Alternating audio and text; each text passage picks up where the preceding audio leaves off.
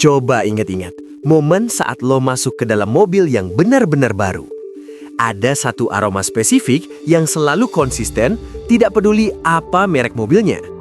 Aroma ini seringkali kita asosiasikan dengan kesuksesan finansial dan juga kemewahan. Tapi, pernahkah lo sadar kalau bau mobil baru itu sebenarnya adalah ilusi? Ini bukan semprotan parfum eksklusif dari pabrik yang dikhususkan untuk pelanggan VIP.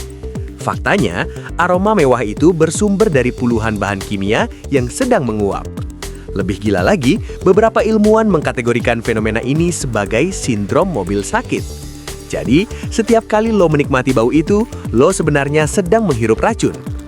Bayangkan, jutaan orang rela membayar mahal hanya untuk menghirup emisi bahan kimia industri. Mengapa fenomena aneh ini bisa dibiarkan terjadi oleh para produsen otomotif global? Jawabannya melibatkan manipulasi psikologis, sejarah yang panjang, dan sebuah proses kimiawi. Mari kita bongkar kebenaran di balik aroma yang paling dicari di seluruh dunia. Selamat datang di Ilmu Pengetahuan Sosial, tempat kita membedah realitas dengan data valid. Siapkan diri lo, karena cara lo memandang mobil baru akan berubah selamanya. Secara ilmiah, aroma khas tersebut dikenal sebagai Volatile Organic Compounds atau VOC. VOC adalah senyawa organik yang sangat mudah menguap pada suhu ruangan biasa. Senyawa berbahaya ini tidak ditambahkan dengan sengaja untuk menciptakan wangi yang enak, melainkan hasil sampingan dari penggunaan puluhan material sintetis saat proses perakitan mobil. Di dalam satu kabin mobil terdapat lebih dari 50 jenis bahan kimia, mulai dari busa kursi berbahan poliuretan, perekat karpet, hingga cairan pelapis kulit. Ketika mobil keluar dari pabrik, material kimia ini belum berada dalam kondisi stabil. Akibatnya, mereka terus-menerus melepaskan gas langsung ke udara di dalam ruang kabin. Proses pelepasan gas beracun ini dikenal oleh para ahli dengan sebutan outgassing. Gas yang dilepaskan meliputi toluena, etilbenzena, stirena, dan juga senyawa berbahaya formaldehyde. Formaldehyde sendiri secara luas dikenal dan digunakan sebagai cairan pengawet jenazah biologis. Coba bayangkan, lo mengunci diri dalam ruangan yang penuh dengan bahan tersebut. Lalu kenapa otak manusia menganggap aroma campuran zat kimia ini sangat menyenangkan? Ini adalah trik psikologis. Otak kita mengasosiasikan bau tersebut dengan pencapaian dan status. Pabrikan mobil dunia sangat memahami efek psikologis ini dan mengontrolnya secara ketat. Pada tahun 1985, perusahaan Audi menciptakan gebrakan besar. Mereka secara resmi membentuk tim ilmuwan khusus yang diberi julukan The Nose Team. Tugasnya bukan menguji mesin, tapi setiap hari mencium bau material interior. Potongan plastik dashboard dimasukkan ke dalam toples kaca untuk diuji secara klinis. Toples kaca tersebut lalu dipanaskan hingga mencapai suhu 80 derajat Celcius. Setelah panas, para ilmuwan akan menghirup uapnya untuk memastikan baunya tetap netral.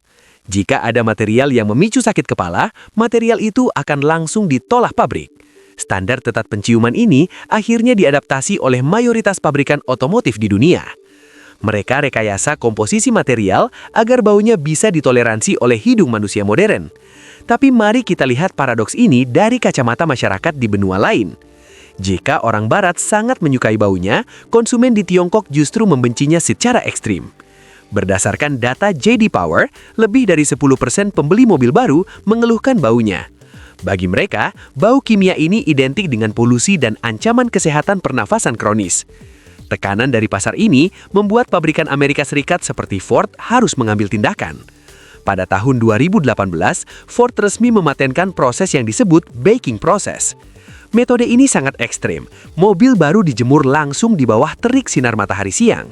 Jendela mobil dibuka sedikit, mesin menyala penuh dan pemanas kabin dihidupkan pada suhu maksimal.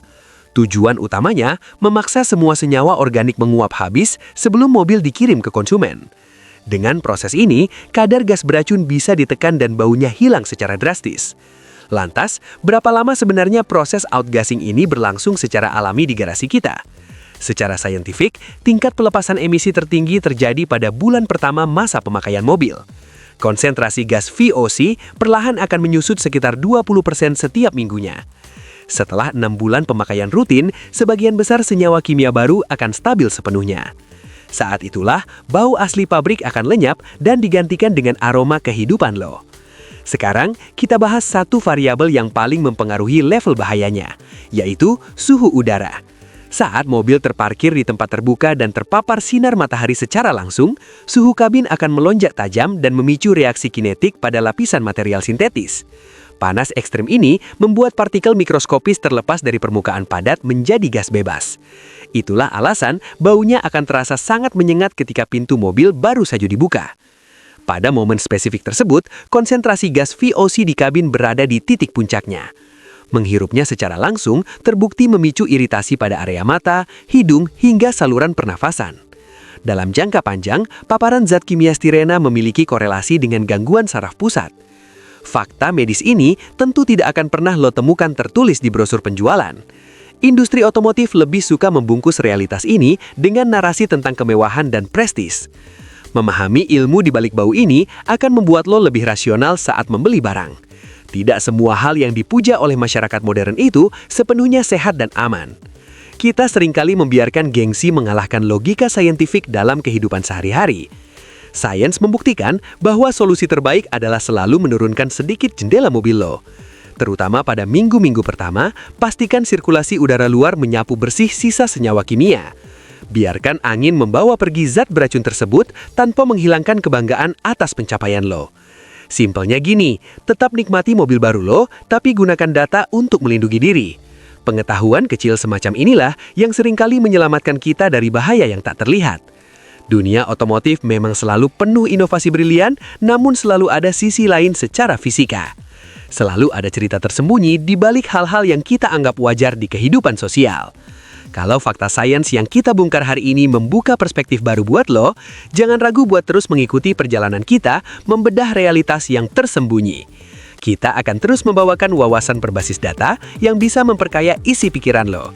Tetap gunakan logika, utamakan fakta, dan sampai jumpa di penemuan mind-blowing berikutnya.